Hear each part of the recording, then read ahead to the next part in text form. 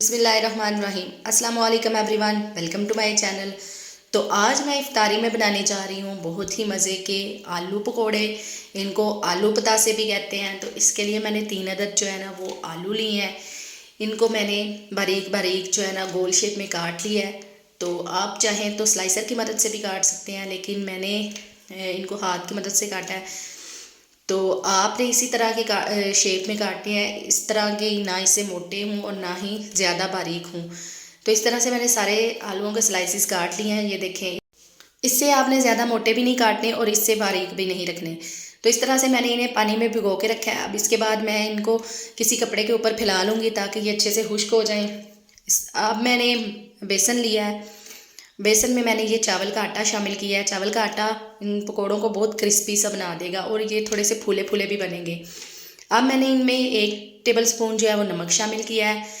Half tea spoon मैंने इसमें अदरक का पाउडर शामिल किया है। हाफ़ टी स्पून ही इसमें मैंने कुटी हुई लाल मिर्च शामिल की है। 1 टीस्पून मैंने इसमें लाल मिर्च का पाउडर शामिल किया है।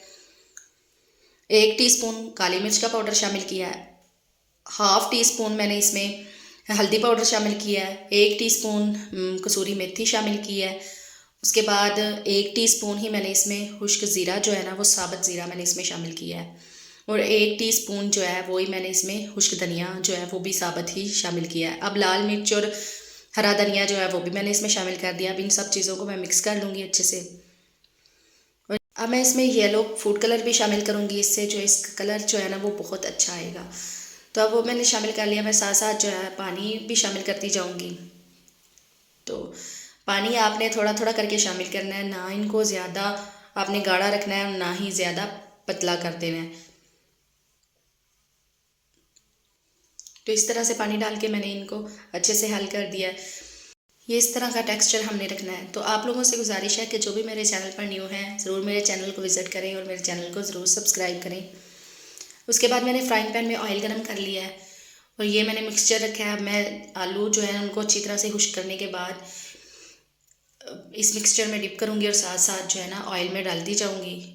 और इस तरह से ये देखें बड़े फूले फूले और बहुत अच्छे और क्रिस्पी से बनेंगे।